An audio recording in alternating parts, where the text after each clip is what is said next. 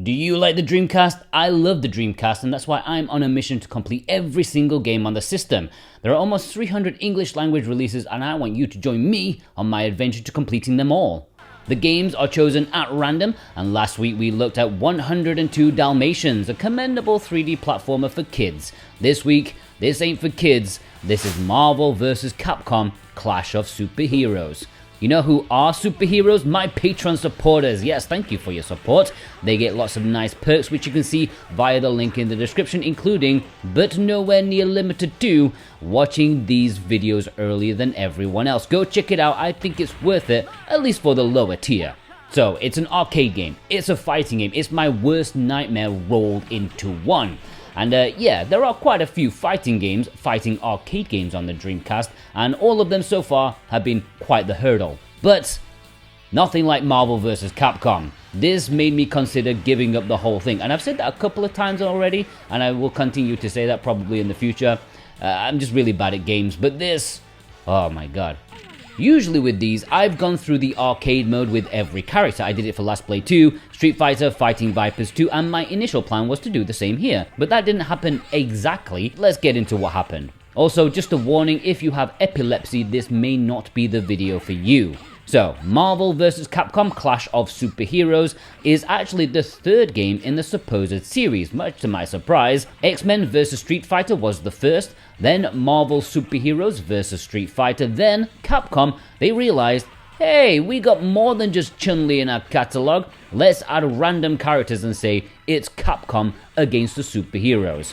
Here in the arcade mode, you pick two fighters to go into battle. Since I planned to go through them all, I picked the first two, complete them in pairs. When selecting your team, you then get to choose if you want easy mode or normal mode. Now this isn't to do with the difficulty of the opponent, but how easy it is to pull off special attacks. Naturally, I am not great at fighting games, and even though I sampled both versions at various points, most of the time I stuck with easy. You can then choose turbo or normal, which you would think would change the speed of the game, and it probably does, but there is also a setting in the game menus to change the speed. When I cranked that up, I was thinking, wow, I'm going to be completing this game in no time at all. But no, I actually got my arse handed to me even faster than normal, so I went back down. And I genuinely did not speed up the footage you're seeing here. This is how it plays on that setting. It's insane. The arcade mode has 8 stages, and the fighting mechanics, you're probably familiar with them by now since this popularized the tag genre, I would say. There's only one round per fight. You start off with your main fighter, and you can either fight till you get KO'd, at which point your second fighter will take over, or you can tag between the two. This would be good for those who know about matchups and strategies, but that's for people who know what they're doing. For idiots like myself, the greatest advantage is healing. If your fighter is wounded, by which there is a red bar outside the yellow bar, if you switch them out, they will slowly heal back up to the top of that red point. Very handy. I have to admit, I find this game painful. I can see that it is a good game for those who like this sort of thing, but I've never been able to get into the Marvel vs. Capcom games. They just don't feel natural to me. Something like Project Justice I can pick up and play all day long. Even Street Fighter 3 was kind of fine for me, but this feels like a whole different beast. And it's not particularly enjoyable for me. So, I started with Ryu and Chun-Li, not because I thought they'd be a reliable bet, but because they were the first two on the roster. They play similar to how you'd expect in terms of special moves, but it's definitely weirder. Maybe I just played too much Street Fighter 3 recently, I don't know. But they have the sort of moves that you'd expect them to have, like the Hadouken and the Shoryuken. Each character can have a super special move by charging the meter at the bottom, which can go up 3 tiers. I don't have much to say about these two, but since they were the first choices, I struggled with most of these guys, just getting used to the mechanics. I was entirely hopeless throughout playing these two. I'll talk about the endings later on because unlike the previous fighting games that I've played in this series, this one isn't quite as cut and dry, but I'll get to that more very soon. Then I did Zangief from Street Fighter and Morrigan from Darkstalkers. I wonder why she's a fan favorite. I found Zangief also particularly miserable. I don't know what it is about these giant slow guys in fighting games that I just can't get a grip on. They absolutely decimate me when I'm fighting them, but when I'm using them, I'm like a chocolate teapot. Morrigan pretty much carried me through this playthrough, and I wasn't exactly a massive fan of hers either. I mean, she could stand on me with her stilettos all day long, don't get me wrong about that, but I didn't particularly enjoy playing as her. Even though I did this quicker, it felt harder. Next up, another double helping of Capcom with Captain Commando, who, to be honest, I'm surprised they included this guy. He's like a nobody, but fair enough. He plays quite fun, I suppose, with his weaponry, and Mega Man, who I don't really think belongs in a fighting game, at least not in this form, because he's so fun, entirely down to his buster shots. It's like an effortless Hadouken, and he can charge it up. I just love it, but it's the opposite of what like a normal fighter should be. We then get our first mix of franchises, Strider from Strider, and your friendly neighborhood Spider-Man. Strider, I think, is probably cool in the right hands if you're ninjaing all around like you're supposed to, slashing with your sword and stuff, but I looked like an idiot. Spider-Man, oh man, this dude is so fun to play as. I don't even like Spider-Man that much on the whole, but he might be my favorite character to play as in this game. Swinging around like a cheesemeister, taking pot shots. My only issue is I found his super moves a bit boring, at least the one that I figured out. Next up is our final Capcom character, Jin, another obscurity from their backlog. Between finishing the game and writing up this summary, I've already forgotten which series he's actually from. He's being paired up with Captain America before he was actually cool thanks to the Marvel movies, and no surprises, he uses a shield a lot. Pretty fun to play as, to be honest. Next up, two big beasts, Venom and Hulk. Probably don't complement each other very well in terms of character balance, and yes, I felt that. I hate playing as big characters in fighting games unless it's King Dedede in Smash Bros, but he's got a giant hammer. These ain't got anything as cool as that. This playthrough might have been the most difficult of them all for me, just miserable. Gambit and War Machine are the penultimate matchup. I don't know who this Gambit fella is, but I know War Machine, he's Iron Man's wingman. I don't know why they didn't just have Iron Man in here. I mean, he was more well known even before Robert Downey Jr., and I think he's in later games as well. But no, we have the hand-me-down. And finally, because there is an odd number of characters, Wolverine needs to be paired up with a character I've already played as, and because I had so much fun with Spider-Man, I decided on him. Wolverine is Wolverine, who was cool before all the 10 billion X-Men movies made him really boring. Some characters were cool before they added character to them. Those are the fighters, and so we come to the endings. The final boss is an absolute piss take. God damn it, Capcom, what are you doing to me?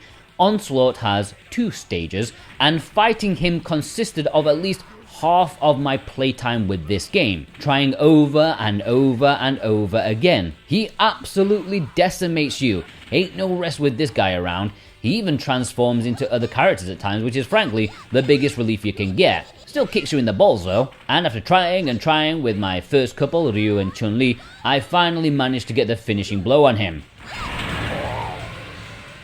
KO! Chun-Li. And we get an ending for Chun-Li, who confronts Bison, who then traps her, but she is rescued by a mysterious hero, and that's it. There is no ending for Ryu. Why? Why is there no ending for Ryu? Well, because you get the ending for the character who gets the final blow. So because Chun-Li got the final blow, we saw her ending, not Ryu. So if I want to see Ryu's ending, I need to play through the whole thing again with him and make sure I get the final blow. And sorry, no, I refuse. I've completed it with him, all right? I ain't going through all that again just for like an incomprehensible 10-second ending. It ain't worth it. I did, and I don't care what the game says, I can only show the ending for half of them. So let's go through half of them. Morrigan was the final blower for her couple. She is in the most metal of bars and laments no one being able to challenge her, until Ryu comes to challenge her to a game of Puzzle Fighter 2. Alright, that's pretty funny. Captain Commando beating Mega Man to the blow, and his ending is rubbish. He just interrupts Avengers HQ to say he beat Onslaught. Thrilling, my man. Strider won over Spider-Man and gliders the hell out of here to the top of a humpback whale. Good luck when he submerges. Can ninjas swim? I don't know. Captain America won over Jin, thank God, and we get some actual lore, because Onslaught was brought to the world by the dark thoughts of Professor X and Magneto. Hey, we all get emo from time to time. And so the bunch of heroes who came to stop it are called home. Hulk beat Venom, and his ending doesn't have much to do with the Hulk. We just see Captain America sacrifice himself to finish off Onslaught. That's pretty cool, gotta admit. War Machine's ending is as boring as the character. He just jets off to some BS cheesy nonsense. This was asking for like a little bit of comedy at the end, like giving this long, poignant speech. The last frame needed to have him getting attacked by an angry seagull or something. That would have been peak. Spider-Man actually won the fight over Wolverine, and I'm guessing his ending is a bit dynamic as he takes a picture with his partner. I would assume this changes depending on which other character you play with, meaning there are technically an extra dozen or so slightly different endings, but balls to that, my friend. And there we have it, my life is in tatters. I probably didn't convey my pain well in this video, but you know, I'm bad at fighters and this was an absolute slog. And I consider game complete, kinda. I mean, I think it's enough for one man to suffer through. I did complete it with every single character, I just didn't see the endings for all of them. That's just harsh, man. In terms of fun, as always, I have to put my mind into those who do enjoy these sorts of games. For me, this was an especially miserable experience, but I know I'm in the minority, so it's more what I think the standard, normal human being would think. And I know this isn't the fighting pinnacle on the Dreamcast, nor in the series, but I think a lot of people would like it enough, as it was quite a gimmick to see these two franchises fighting together. I think a 7 out of 10 would suffice in terms of fun. For presentation, I think it looks great, good animation, amazing backgrounds. I didn't pay much attention to the music for some reason, but I would give it an 8. In terms of difficulty, at first I thought this was like a 10 out of 10 wall of a game that I'd be playing for the rest of my life, but after the hurdle of the first 2 runs, it did kind of click, and you know, some characters seem more miserable than others, and the final boss, oh, come on Capcom, I give it an 8 out of 10. Completion time, 12 hours. Yes, well, I can finally move on to the next one. Randomly chosen via Google number generator, it is Test Drive v Rally. I thought they were 2 separate series, but I'm sure we'll untangle that mess next week. Or now, because if you join my Patreon, alongside my other wonderful supporters, you can watch it right now. It's over there, go have a watch. And a special shout out to my super producers, Alexander Cato, Brent McLean, FF14 Best RPG, Vey, Sven Nowlertz, Wixit, Josh Foot, Punky Dudester, and Germonic.